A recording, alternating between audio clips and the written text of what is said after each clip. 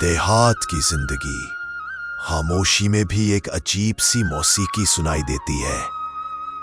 یہ وہ زندگی ہے جہاں ہر دن ایک نئے سورج کے ساتھ محنت کا نیا سفر شروع ہوتا ہے، جہاں زمین، جانور اور انسان ایک دوسرے کے ساتھ جڑے ہوتے ہیں۔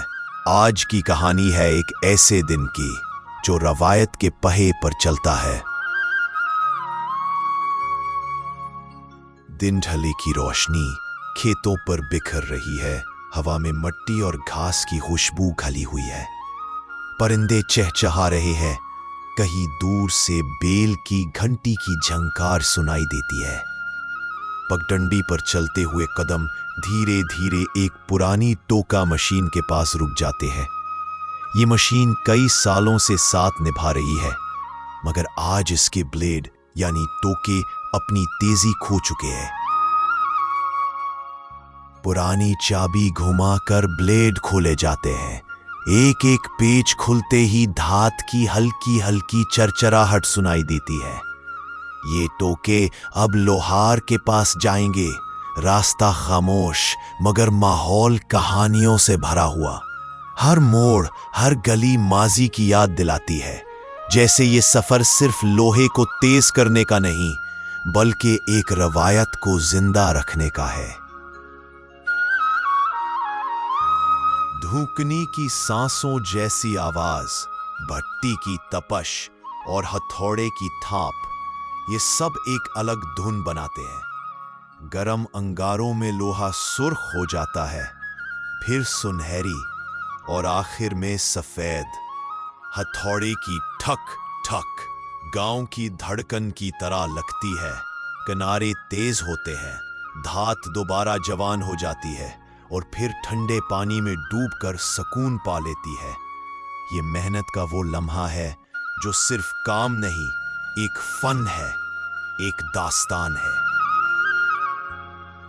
واپسی پر بلیڈ احتیاط سے مشین میں لگائے جاتے ہیں۔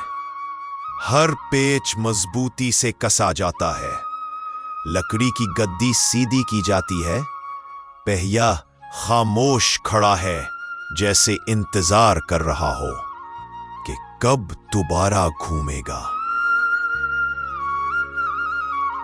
بیل گدی میں جٹتا ہے، اس کی پیشانی پر پسینے کے چند قطرے، مگر قدم مضبوط اور پراعتماد۔ جیسے ہی پہیا گھومتا ہے، بلیڈ ایک ساتھ گھن گھنانے لگتے ہیں۔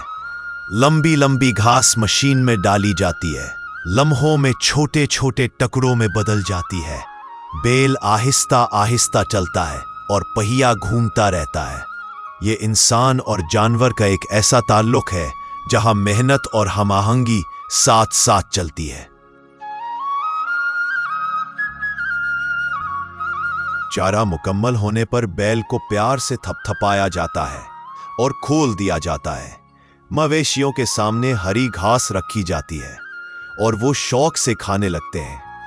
ان کے کھانے کی آواز، بیل کا پانی پینا اور شام کا ڈھلتا سورج سب مل کر دن کے اختتام کو ایک تصویر میں قید کر دیتے ہیں۔ یہ منظر صرف ایک کام کا نہیں، یہ ہمارے کلچر کا آئینہ ہے۔ یہ یاد دلاتا ہے کہ جدید دور میں بھی کچھ پہیے ایسے ہیں جو روایت کے دم سے گھومتے ہیں۔ یہ کہانی گاؤں کی سادگی، محنت اور محبت کی ہے، ایک ایسی محبت جو زمین سے جڑ کر ہی جیتی جاتی ہے۔